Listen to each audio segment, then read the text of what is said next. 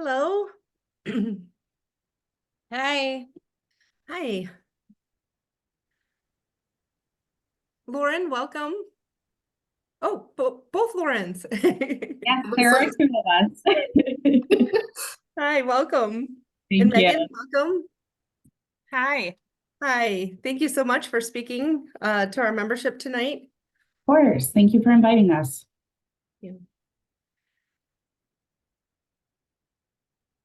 Melissa, thank you for being here. Did you see my email about Eric's report? Did you want to give that? Or if not, I have, we're going to share it and I can just talk to it. I did see your email and so I just looked over it. Some things I'm not 100% of all of what he wants me to say about it, but I'm happy to mention the extent of my knowledge about it or what I infer the point that he was trying to get across. So happy to Okay. address some of those, and then maybe I'll just say that you'll also include it in like the KILTS report or in some Sure, way. we can do that. We Okay. have that summary that was in the email. We're gonna share it if you want. We can Okay, share it. some of it is also on what I was gonna say, so I'll definitely address several of those points. Okay, perfect.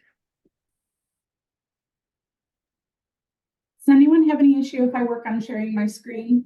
I have a little PowerPoint. You Yeah, good? that's great. Oh, Okay. of course, yeah. I would like to make sure it works. Of course.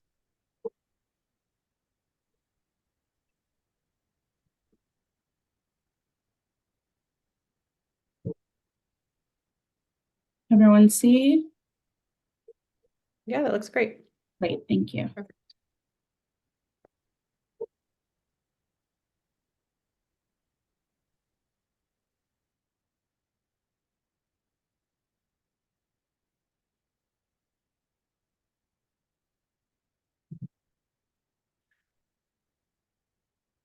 So as we wait for some of the members to jump on, I just wanted to kind of let you know that we will have you present right after we do our administrative reports, if that's okay.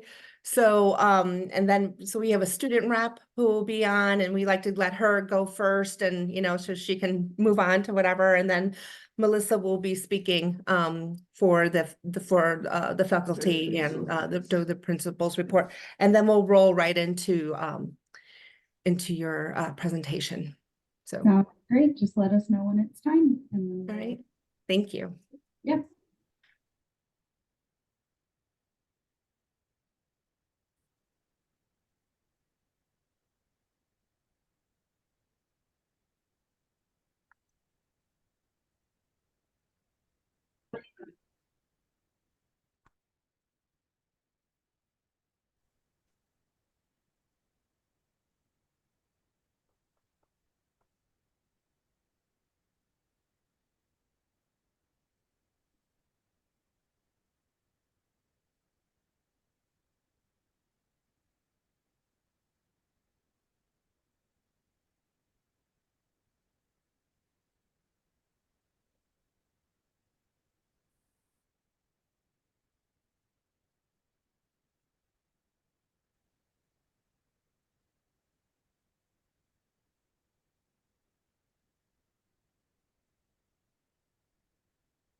Roberta, do you want me to put the agenda up while we get through those first few administrative things, or do you want? Yes, please.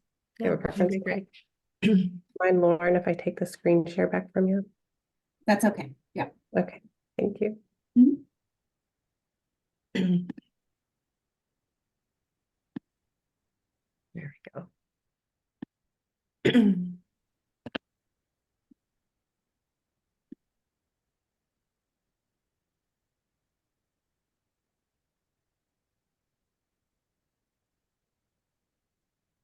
Trudy, could you kind of monitor the chat for us?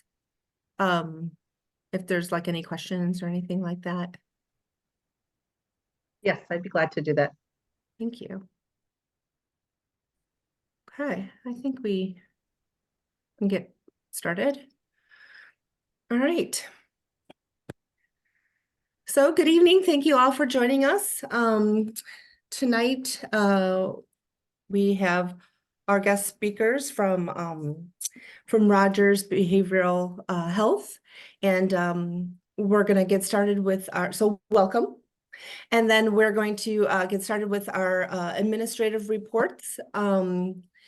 So is Alex on for the student report? Yes, I'm here. Hi, Sorry, Alex. so I don't have my camera on. That's okay. Can you kind of give us an update on what's happening, all things prom and everything else? Yeah, I'll just walk you through it. It's pretty short right now. Okay. All our juniors are busy planning prom. Our ticket sales are closing tonight, actually. So we had a lot of announcements go out tonight. I know yesterday we had, at the end of the day yesterday, I think we had 300 tickets sold. So it's looking good. And then we had a full council meeting this morning, beginning to plan our teacher appreciation. Still a ways out, but we wanted to get a head start. And we just wanted to thank you all and the PTSO for the support with prom so that we can open up the aquarium for photos. I know everyone loved it last year, and I'm really looking forward to it. Wonderful. Well, thank you so much for joining us and giving us that update. And have a wonderful break. Thank you. You too. Thank you. All right, Melissa, do you mind giving us your updates? Yes. Hello, everybody. Thanks, Alex. And thanks again to the PTSO for your contribution to prom. The students really appreciate that. I think last time we met at the end of our updates and the meeting and everything, you all decided on the grant awards for teachers and clubs. So I know those emails went out and folks heard about the outcomes. So thank you so much for your contribution for that. We really appreciate it. Since the last time we were together, we had some big transitions. We wrapped up our trimester 2 exams and trimester 2, and grades went out. The boost session schedules for AP went out from Mr. Ebert, and I know some of those are even underway. A couple trying to get a few of those in before break. We're a few weeks in to trimester 3 right now. Things are going smoothly. I'm also kind of looking over just so you're all aware on the notes that Mr. Ebert sent. So kind of toggling to make sure I don't miss anything. We are in testing season right now. This past week, our juniors took our ACT. Prior to that, they were working hard. A lot of them in the iZone, staying after school and some of these prep sessions. So that was our big day on Tuesday. We're not quite done with testing yet. On April 16th, the freshmen take the pre-ACT, and then I believe that's a Tuesday. And then April 18th, the sophomores are going to take the pre-ACT and the forward exam. And then eventually, when we get to May, I can't remember when we should probably have a meeting before that, so we'll remind you again, but AP testing will start in May 6th through the 15th, so a lot of testing coming up. As Alex mentioned, the students and staff are excited about prom. Alex mentioned the deadline for prom tickets. Prom's April 13th. Tickets have been on sale. They're looking forward to that upcoming event and the dance.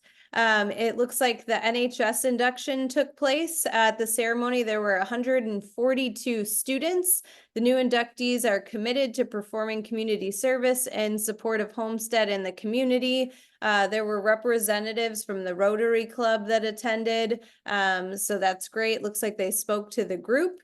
A lot of the NHS students participate in tutoring. They tutor through our study centers, and other students benefit from their peers who are strong in certain subjects. So that's great.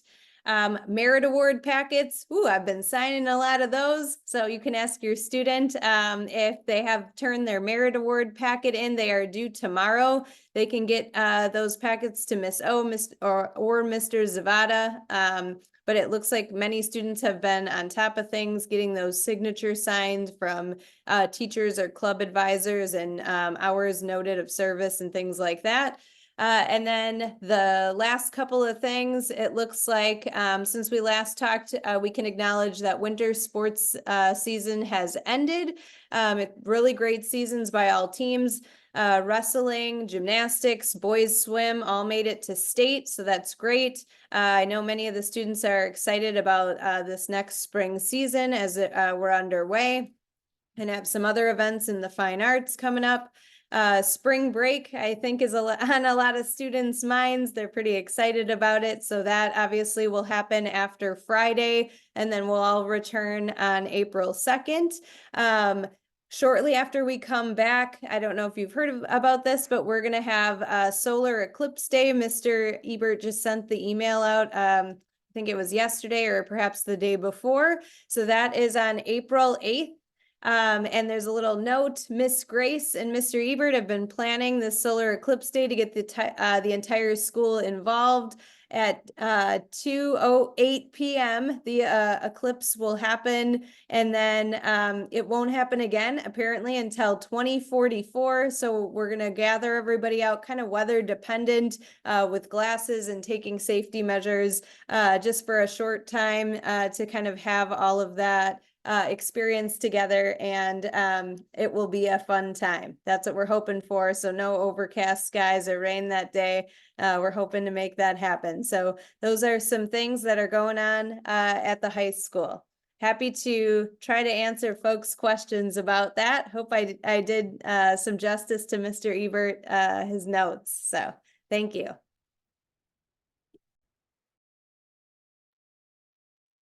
Awesome. Do we have any questions? Okay, well, Melissa, thank you so much. I really appreciate it. Thank you. A lot of good information. Thank you. Okay, so now for our guest presentation. So tonight we have Megan McNeil, Community Relations Liaison, and Lauren Erdman. Lauren is a licensed professional counselor serving as the clinical services supervisor in adolescent and residential mental health and addiction recovery program for Rogers Behavioral Health. And then we have joining us is Lauren Scarletta. She is a licensed clinical psychologist serving as the clinical director of residential addiction services for Rogers Behavioral Health, and they are going to speak on mental health and addiction. Welcome. Thank you so much for coming. Thank you so much for having us. Thank you so much for the introduction. We have a little bit of a presentation for you all, and then would love to do some question and answer to answer anything that comes up. And then anything that comes up after the presentation, please feel free to forward along questions. We are always happy to continue to answer anything that comes to mind after. A little disclaimer before we start our presentation. Wanted to speak to, we see a lot of different situations at Rogers, and we look at what the research tells us is most effective. And this is often where we set our recommendations. But at the same time, the types of boundaries, consequences, interventions, parenting styles are best decided by you and your families. And we want to make sure that everyone is able to take that into consideration, choose what's best for you, your loved ones, the professionals you work with, do what's right for you and your family. And I have my little asterisk there outside of anything harmful, obviously. But remember, what may work for one teen doesn't always work for another.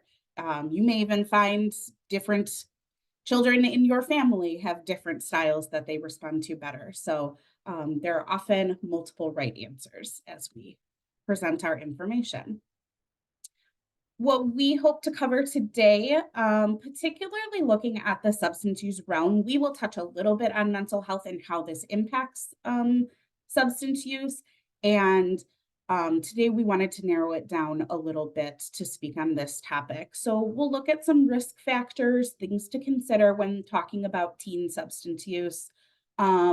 We'll talk a little through what is typical or normal experimentation versus what are some signs to look for if someone's struggling with a budding substance use disorder. And then ways to talk to your teen, support your teen, whether you're a parent, a teacher, whoever you are in that individual's life. What are some ways that you can approach them and be able to open up that communication? So starting with a baseline definition for all of us, this is probably the most clinical we'll get, and then we'll pull it back a little bit so it's not so dense. But wanted to set out what is the criteria we're looking for a substance use disorder. So we have 3 major categories. The first one being impaired control over substance use. So if you're seeing someone who's struggling, using more and more over time, using longer than they expected, trying to stop or cut down and it's not working, or they're having a really hard time doing that. A lot of time thinking about substances, using them, recovering from it, and then having cravings to use those substances too. Those are some of those areas of that we'd like to look at when we're looking at maybe it's getting a bit out of control. We also look at social impairment and how it impacts individuals in their social situations in life. So is it interfering with school, work, home, obligations around the house, being able to engage in healthy social communication? Are we seeing interpersonal problems popping up both with friends and with their families? And then starting to pull back and really isolate or withdraw from a lot of those activities that they may once have enjoyed, or important obligations, things that they have that they're responsible for.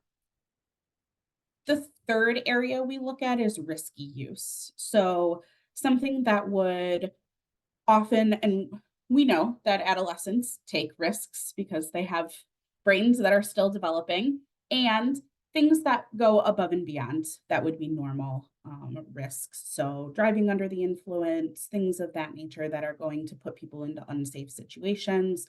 And then even though people might be feeling physical or mental health impacts, continuing to use despite those consequences. We also look at tolerance. So does someone need more of that substance? And then if they're using that substance for a long time and stop using it, are they having physical impacts from that? And I will turn it over to Lauren for a little bit. Thanks. So I just kind of wanted to start with talking about, it can be really difficult because I feel like a lot of times you want to identify where this came from, where this started. And with mental health and addiction, there really is no limit. It doesn't discriminate. It doesn't care where you came from. It doesn't care where you live. It doesn't care about your race, ethnicity, none of that. So I think it's really important that when we're looking at our students specifically, we're not looking to identify any type of demographic factor, because addiction and mental health, unfortunately, does not care about those things. So the next couple of slides just kind of want to talk about what we can look for. And again, while we can't get everything, there are certain risk factors and mental health diagnoses and different things that we can kind of cover. Part of that too, especially with the students, is just their access to care and what's available to them. Do they have insurance, or is that a barrier? Is there psychiatric facilities in the area? Do they live in a rural community where maybe there aren't as many providers around? So really just looking at that too, and especially for teenagers, the stigma and perception around being diagnosed with mental health or addiction can also lead to a barrier in access to care. So just kind of knowing what that all looks like. And we'll talk a little bit too about Rogers. I think we're very fortunate is that we have pretty much every level of care in our system. That is not present in a lot of spaces. So I think that that is something that's really important too, is just knowing what is attainable for our students and what that looks like for them. So things that we can look for, starting with mental health, we see a lot of co-occurring mental health and substance use disorders, which means that they have not only a mental health diagnosis, but also the substance abuse. They play off of each other quite a bit, and they are still separate diagnoses that require treatment on both fronts, which is also really important.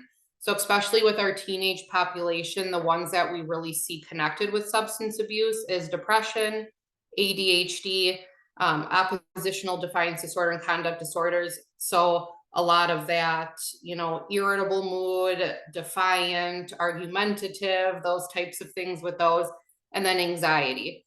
And just another thing to kind of look out for is that kind of the onset of substance use is around 15. So if you're noticing these mental health conditions, you're noticing they're around this age, that could just be kind of that light bulb, like, okay, this might be something, and we still need to do a little more work or research to see if that's where we're at, which is kind of the next slide where actual risk factors kind of come in as well. So these are kind of the categories that we look at when we talk about risk factors. So this again doesn't mean that somebody is going to develop a substance use disorder or a mental health disorder. It just increases the likelihood that it could happen. So for children, we're kind of looking at, do they have poor conflict management skills, poor social skills? Do they have some of these mental health diagnoses or learning disabilities?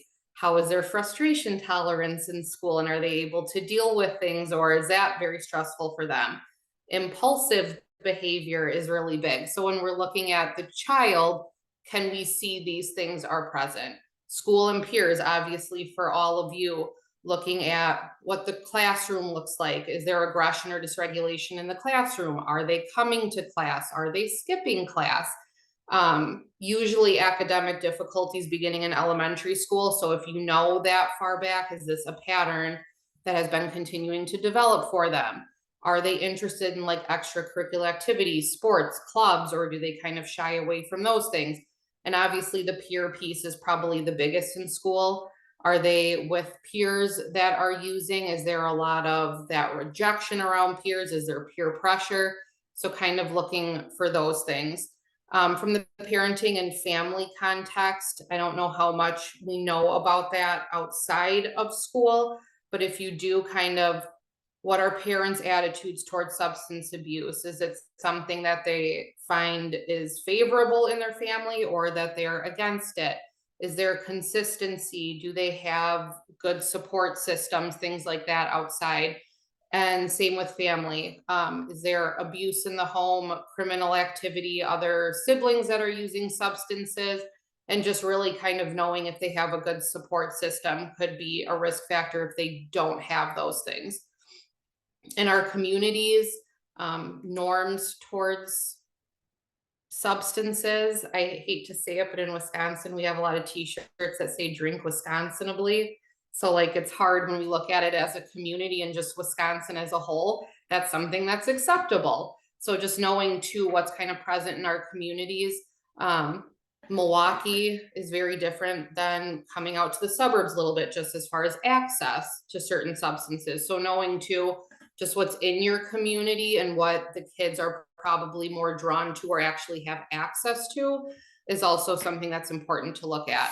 And we talked about impulsivity. I think that that is definitely a big one. Again, just looking at the child. And if we know trauma history, that can be really important too. Because again, most kids and most people that use substances didn't just wake up one day and say, you know, this is something I want to do. There's a lot of complex things that are happening before then, and usually dealing with trauma or our mental health or different things, this seems like the way to cope with those things.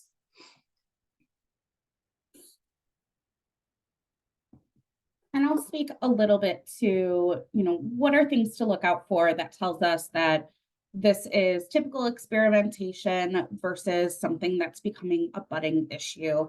I think it's important to note too that early intervention and prevention are always great ways to go to. Educating students, children, being able to have these conversations early, the trust that is built to have some of these conversations is ongoing all the time, even well before substance use begins. Those are some of the things that can help facilitate the conversation if someone is wanting to experiment with substances. And I like to acknowledge this because it is a very common teen experience to try substances for the first time. It happens a lot in adolescence. And while a large majority of teens go on to be able to cope and live well-regulated lives and not have struggles with substance use disorders, some of those risk factors that Lauren already spoke to can increase the chances of it becoming more of a long-term issue. So the answer overall is complex, as I've talked a little bit about, but then we really want to look for those changes from what is going on. And this isn't as easy as it seems because teens are changing all the time. They are sometimes one person different to the next every day. They're kind of trying on different identities, exploring all those things. But overall, are we seeing large changes that are worrisome or concerning? So are we seeing large changes in personality, complete switches of friend groups that usually happen all at once? Are they still interested in school? Are they still interested in their activities or sports or clubs or other things that they've been part of? And more so than like, I want to try something else, but more withdrawing from all of it. And then also, is there some preoccupation with things that are associated with drug culture? So changing clothing, watching things on social media or YouTube that would that are discussing substances, getting interested in some of those areas when you see what activities individuals are interested in. And then the impairment is usually some of the biggest sign that something's not going well. So grades starting to fail, difficulties in those relationships, finding that they're sick more often, or not wanting to, or trying to avoid things more often, or seeing a bit more of like dishonest behavior or hiding things. Normal privacy makes sense for a teenager. And how extreme does it become? And what is the frequency, consistency, and duration of substance use? If you're aware use is going on, are we seeing it increase? Is it seeming to become a bigger problem? And then also, which substances are being used? And some guidelines we've written here. This is not by any means an exhaustive list. However, things to look at. There are a couple of typical experimental substances, including alcohol and marijuana or cannabis. Outside of those two, it starts to become a question of, is this beyond normal experimentation? And what is this teenager or individual looking for in their substance use that they're starting to diversify what they're using? Also, if anything is taken through injection, it's beyond experimentation. And also, again, those risky behaviors. Are they going, sneaking out of the house, driving under the influence, engaging in activities where they're not communicating with you about where they are or what they're doing? Those would be things where we start to worry that there is beyond the typical level of experimentation that is often seen in our adolescents that we work with. And this is to go back to kind of that disclaimer we started with. There may be, you know, if you seek professional help to start having these conversations alongside you with your teen or with students that you work with, being able to know that a professional may be a bit more harder to read when telling this information to, because our goal is to make sure that we keep the conversation going. As parents and as family members, these would be the times to set some of those expectations in your household, whatever you feel like is necessary to make sure that you're keeping your child safe, and can always ask professionals too, what does that look like for your family?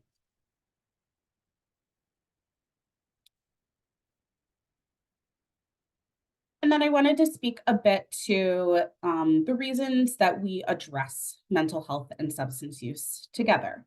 So both are more difficult to treat when they're complicated by each other. So what we know is when we treat them both at the same time, that is going to be the most effective.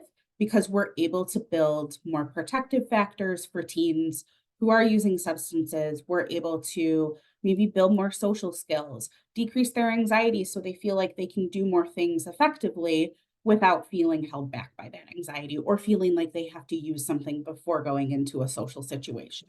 So this is where we try and build up support, skills, feelings of self-confidence around teens to make sure that they have a lot of that protection from having this go from that experimental stage to a substance use disorder. We also recognize that sometimes when mental health symptoms are treated, it can increase substance use disorder or desire to use it because of more distress going on. And the opposite can happen too. If someone enters treatment for a substance use disorder, we might see mental health symptoms increase, because of the way that those two things play together, and are going to, they tend to be like a crutch for one another, and that's why they work in that way.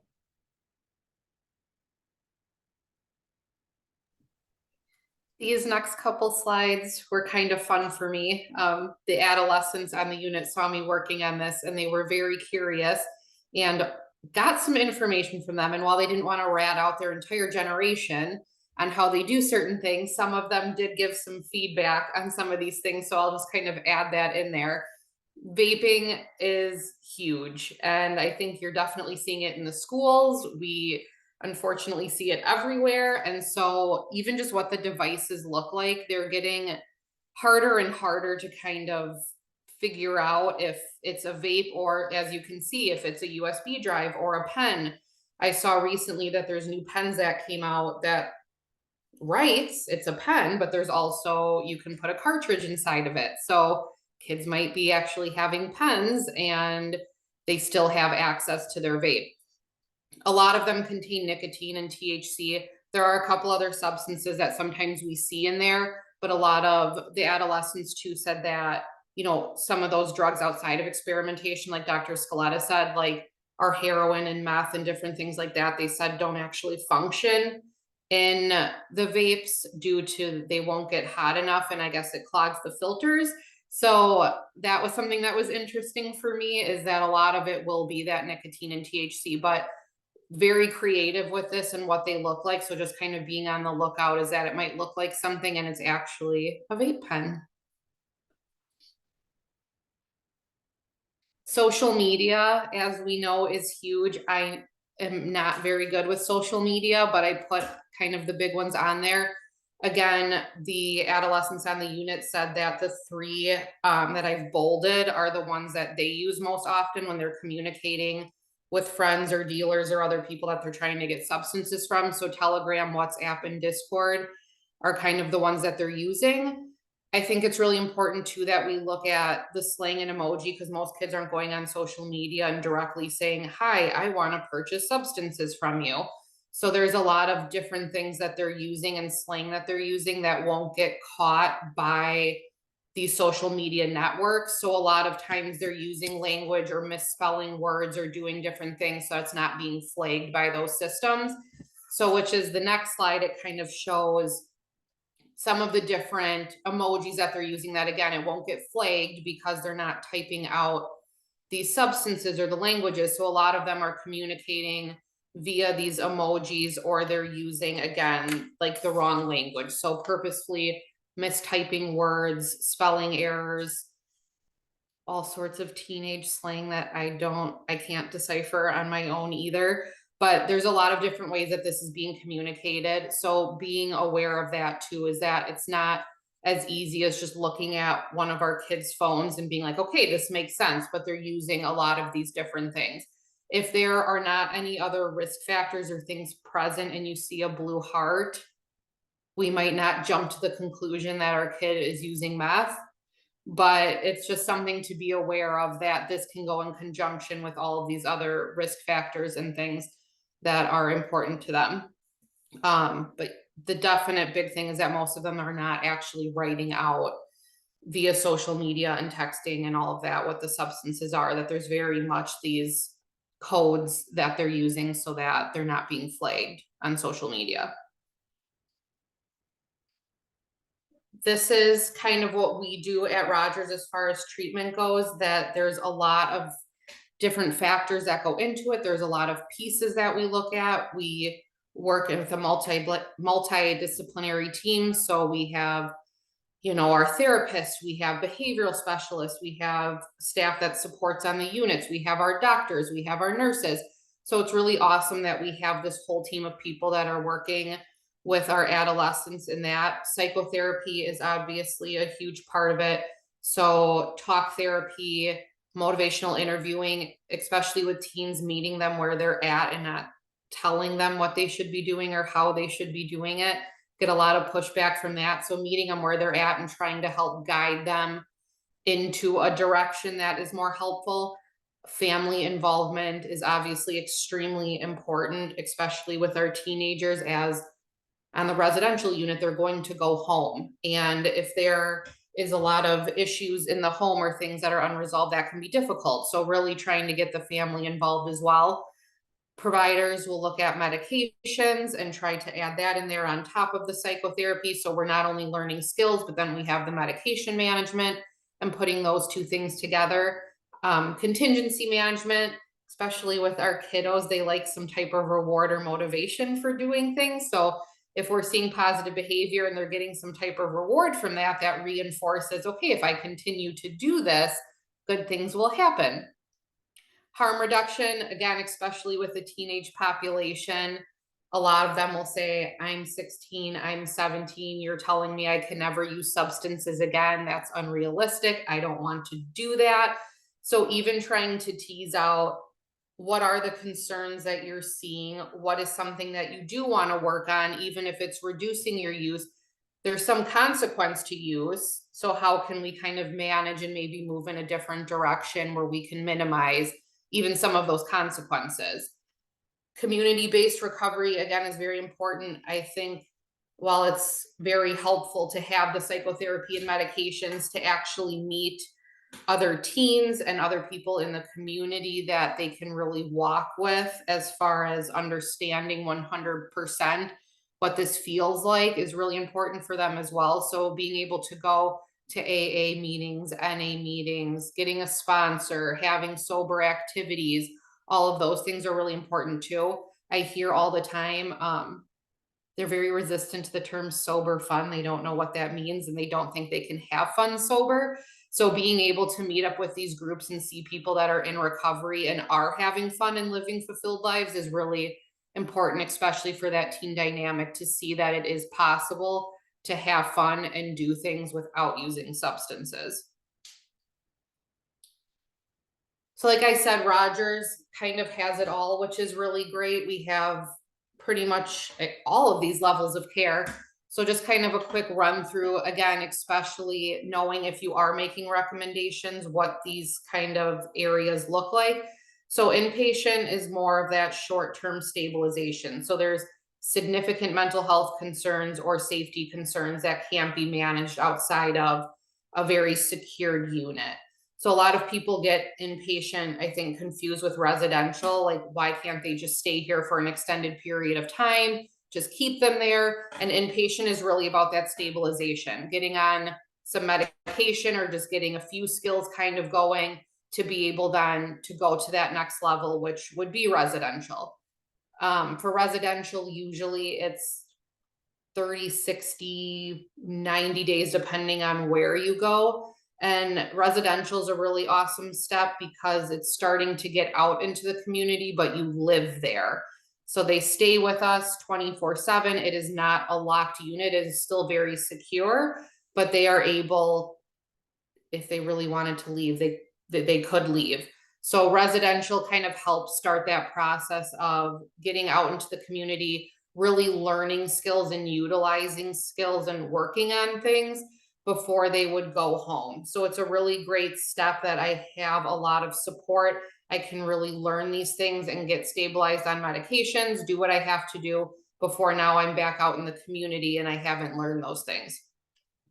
The next step from there is partial hospitalization, which is 5 days a week. So Monday through Friday for usually about 6 hours, and they go home at night and on the weekends. So again, it's just another nice little step I'm getting a little more freedom. I'm actually out in the community. I'm still learning the skills. I still have a lot of support, and I'm starting to kind of be in that environment more where maybe I am seeing triggers. I am seeing things that are concerning, and I still have a really strong support system as far as treatment goes. Intensive outpatient for Rogers is still 5 days a week, but it's about 3 hours. So usually it's just in the morning or the afternoon.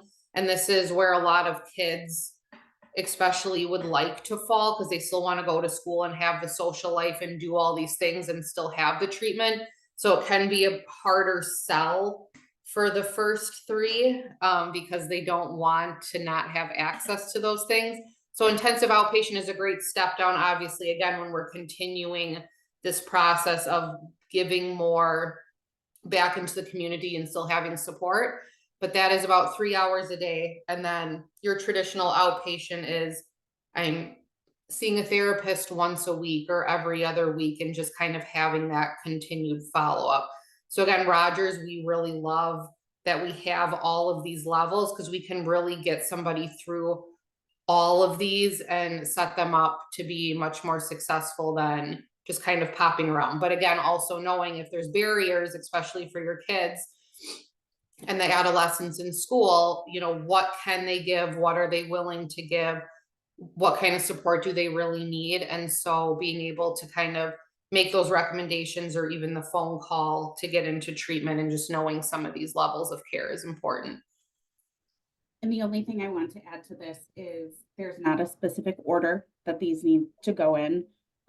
We may recommend that someone move through the full continuum of care based on if there are a lot of severe substance use and mental health needs, but you know, someone may start in intensive outpatient and then go back to school.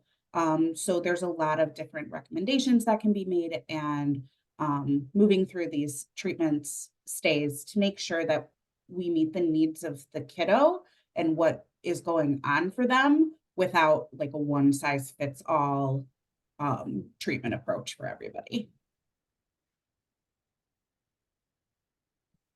So supporting, I will share a couple things, and then I'll let Dr. Scarletta kind of take over a little bit with support style too, because again, this was probably the slide that they were most invested in as far as what family and supports could actually do for them. So I think I got the most feedback on this one, but for them, it was really much about being able to have that conversation. Obviously, as a parent or a support person, to hear an adolescent come to you and say, I'm using substances, can be pretty jarring. And they said that that's how a lot of family approaches it, is kind of like this panic, which I think is understandable when your kid is coming to you and saying, I'm struggling with substances. They said the biggest thing for them was just to be able to have a conversation, and not just a one-time conversation. We're going to sit down for 6 hours and hash this out, because that's not feasible, but that they feel like they're able to kind of have this open dialogue and talk through things, and that they're not going to be shunned or made to feel some type of way, that we're actually there to support them, was kind of the big takeaway that I got, is that, okay, this isn't great, and we're also here for you, and we'll help you kind of figure out how to navigate this. I think the most difficult part is that when we're feeling that stress and anxiety and fear, as is natural when some of this is being told to us, that that's how we present it to them. And that's where they said that a lot of them will end up shutting down, because they don't really know where to go with it from there. So I think that the education is really important, that we at least kind of know some of these things, so that if it is brought to our attention, it's not, what do I do? But we kind of have a little bit of that knowledge, so we can help walk with them through this process, instead of, I'm not sure what to do, and just getting upset and flustered, which I think happens quite a bit. Dr. Scarletta, do you have anything else as far as the support part that is not from the kids? Sure. I think as Lauren said, you know, it can be really scary when you see signs of substance use, or someone comes to you and says, I'm struggling with this thing, and really taking a step back. And you know, teens even more than adults want to hear like that's a really good thing that you did. And hearing the praise amidst maybe what is the beginning of potentially some chaos in entering, a space where someone might need help. I think too, a lot of these support style things are not just only about addressing substance use, but I even think of like follow through is a bullet point on this. Like if we make plans to spend time together, or if I say I'm going to do something, it means a lot to our teenagers to be able to follow through on those actions. That's how we build that trust. And then it's going to be an easier in when there's something bigger going on in life. Being able to, show role modeling, being able to provide opportunities for teens to explore who they are and have those discussions about how that's going. And then I really want to highlight that last bullet point, avoid stigmatizing those who use substances. I work with both the adolescents and the adults, and a big theme for substance use is self-stigma and shame that has come around, what others have said about them for using substances, or just what they hear in the community about how people view substance users. And it makes it 10 times harder to seek someone seek help and be vulnerable when we anticipate there's going to be shame and guilt and stigma that we're met with. So modeling that and being able to not use stigmatizing language whenever possible, because that will break down some of those barriers and won't get in the way of someone potentially getting well in the future.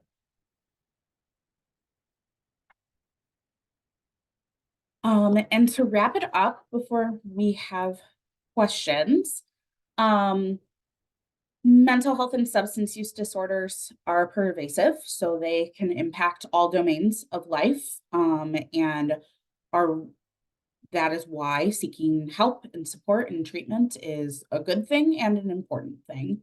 And knowing that they're both more complicated by each other when substance use and mental health are present, it shows the importance of the situation and being able to take steps. Use family, use social supports, use those people that are close to you. Community is very important for individuals who are recovering from substance use, eating disorders, depression, anything really. Building up that support system is always going to be a protective factor. Particularly around substance use disorders, mental health disorders as well. It's typical to see this be a lifelong struggle if it's developed into a use disorder. There's relapse that is sometimes involved in these illnesses, and please don't give up on your loved ones if they are struggling with this. That is sometimes, because of the nature of substance use disorder, it can be really exhausting and worrisome and tiring. So there are lots of spaces to seek our own help and support when supporting loved ones. And I'm happy to share those resources if people are interested afterwards. I'm happy to email along some things.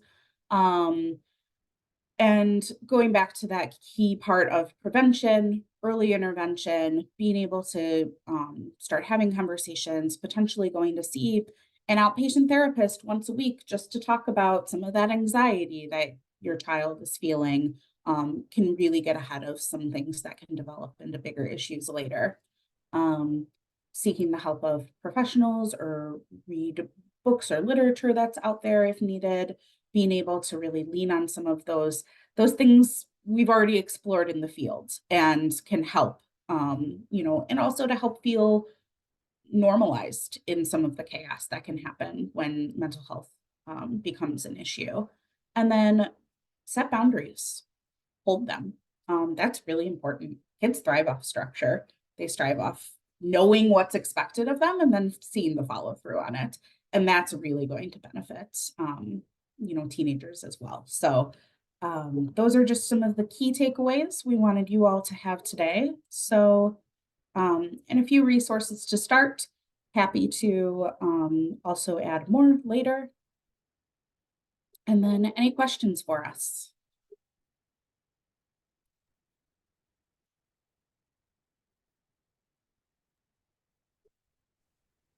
Thank you so much, both Lauren and Dr. Scarletta. We really appreciate it. I think all of us here are actively want to support our students and our community. I guess my question for you would be, I think sometimes our kids are kind of come home maybe concerned about a friend, or whether it's a mental health issue or it's a substance issue. Do you have recommendations or resources about how we can, I mean, if we know the kid, how we can support, or how we can support our students through our own kids, what resources we can give our kids to kind of help there too a little bit? Yeah, it can be really simple of if it's been brought to your attention either in the school setting or the home setting of somebody's going through a hard time, first just checking in with them. How is it going? How are you, how have you been doing lately? Or even like, I've noticed you've been quieter lately. Is everything okay? Teens both simultaneously think everybody's noticing everything about them and also think people won't notice anything that they're doing, which is a really fun little paradox that's happening there. And so being able to call it out in a gentle way, it's going to be much less helpful to say like, are you on drugs? Or like, you know what I mean? Like that more, something in our supporting page was like, that's kind of leading with blame, right? Like, I'm not even opening the door for you to tell me what's going on. And then just letting them know that you're there to talk about it and offering those supports. There's the school counselor that's available. Do you want to go talk to them later today?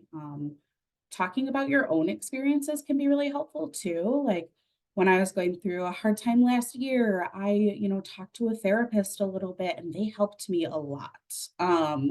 Being able to use little tidbits without getting too far into self-disclosure. We know a lot about being able to leverage some of those things without making it inappropriate, but, being able to open that space of this is normal, this is okay to get help. And then, if there are friends that are using or things that we're seeing, starting to have those conversations of like, here's how you go forward with safety, or here is, how you ask for help if, someone is having a bad reaction to using. Do you have a conversation? And this is where one of these things of like, make sure it's right for, you as a teacher or as a parent, like, does someone carry Narcan on them? Do we start, talking about here's, you call 911 if something's going on, talking about how, hospitals and police are ultimately there to help you in these situations and often will lead less with, you're going to get in trouble, because I know that's usually teens' number one fear, right? I'm going to open up about this and I'm going to get in trouble. So letting them know who are people that are going to make sure they prioritize their health, and who will be able to help them with that without immediately going to consequences. Thank you. Yeah. Other questions for us?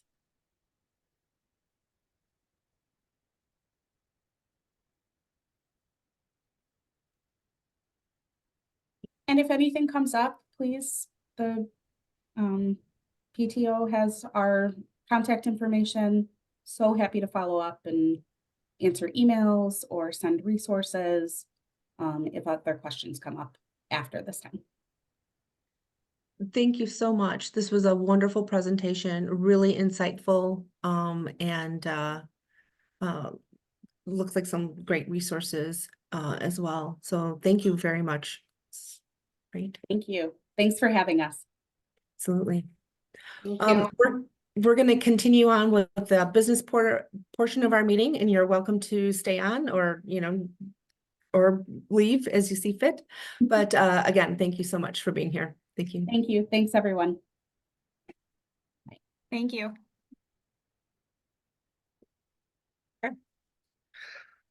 All right, so we're gonna roll into our reports.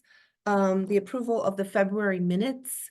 Becky cannot be with us tonight. She's going on starting spring break early, going on college tours.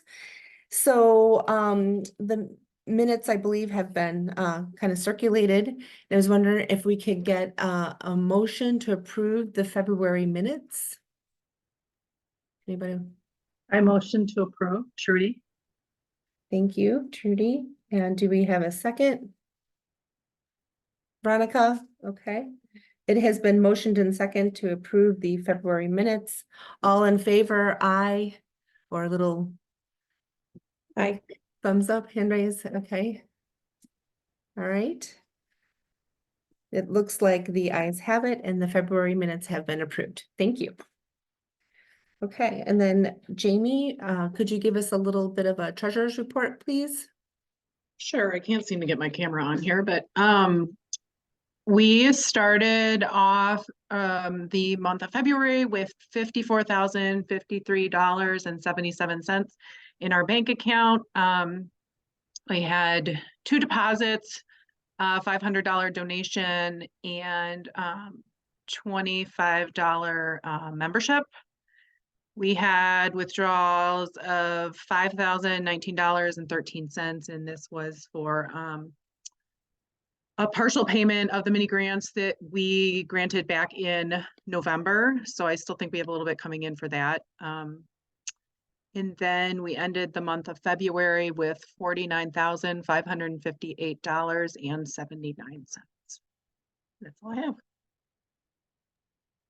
Perfect, okay. And Veronica, could you give us an area council update? Certainly. The area council update was on March 6th at the district offices. We got a district report from Dr. Joint with a highlight of some important dates. This week, it sounds like it was College and Career Week at all of the schools, and he did a presentation on some of the key qualities and attributes that through elementary, middle school, and high school, he hopes that our school district is instilling in our students to take into the workplace and into their future careers. And I think it was a interesting way to see some of the bigger skills and how they translate outside of our school district for success for our students. We had a Board of Education update as they continue to work on funding and budget issues moving forward to see what works best for our school district. We did have an MTEF update and got the report that the Mardi Gras Bash was a huge success. We finished the district, the area council with conversations about fundraising amongst all of our schools and making sure all of our schools are kind of aligned with fundraising, live auctions, things like that. So we're collaborating together as we move forward. Perfect, thank you. Okay, so now committee reports. Linda, do you have anything for staff appreciation? I really don't. I know next up is conferences in April, and we do have that planned already. I'm off. I don't have my notes sitting in front of me. I think it's sophomores now, I think, that fund it, if I'm not mistaken. Okay. So we will reach out to those families via email. But that's really it. The big one's going to come up in May after AP testing when we do the final hurrah for the staff. So I will keep everyone posted. Okay, wonderful, thank you. Thanks. And then we have our nomination committee, and it's Linda, Rachel Marks, and Jen Winterfield have kindly agreed to be our nomination committee. I think they have experience with it. I think you guys have done that for us a few times. And they will present the slate of officers at the April meeting. Some open positions, we're still kind of looking through our committees for next year. And Fly Guy, if anybody wants to be the Fly Guy manager. Fly Guy doesn't get a whole lot of activity, but we do offer Flag Eye for MTEF auction.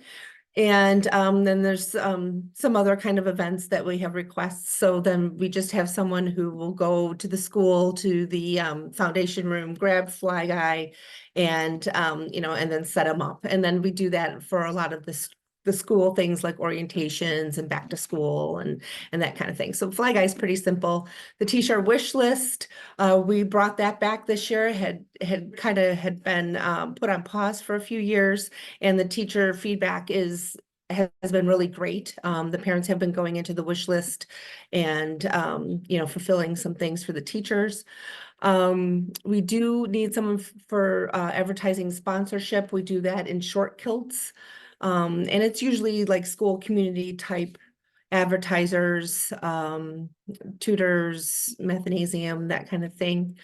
Senior dinner for next year, Greg, greetings, and then we will be looking for a booster club liaison for next year. So if anybody is interested in any of those, please contact any of the board members really, and we can kind of get that going. As far as organizational reports, is Nicole on? Nicole, would you like to give a report for Voices? I don't know if she is. Okay. And then boosters, Becky said that the pancake breakfast was actually canceled for due to unforeseen reasons. And that's kind of all she has for boosters at this time. MTEF, Trudy, did you want to give a little bit more? Yes, yeah.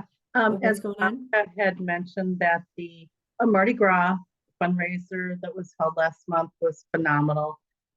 They were able to net over $112,000 for our needs that come up through our schools.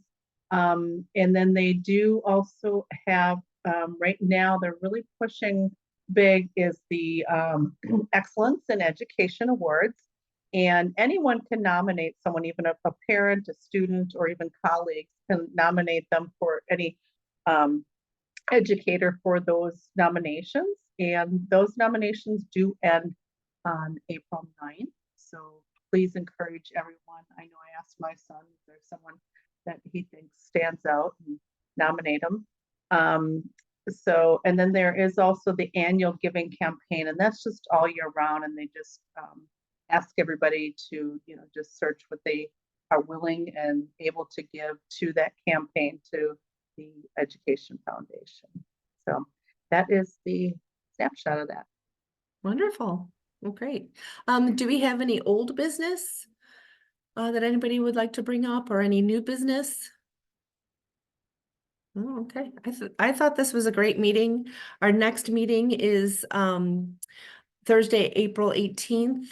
And we will have the senior chat right before at 6:45 p.m. Lots of good information on graduation and end of year activities for the seniors. And then we'll have our meeting at 7:30 p.m. So that'll be via Zoom on April 18th. And yeah, thank you all for being here. And I think we will adjourn at 8:31. I think it was a very productive hour. So thank you so much. Thank you. Thanks, everybody. Thanks, Roberta. Thanks, everyone. Thank you. Thank you, Veronica. I think it went really well. It went really well. It was great. Yeah. Thank you. Nice job. You did. Hey, Lee, how are you? Oh, she's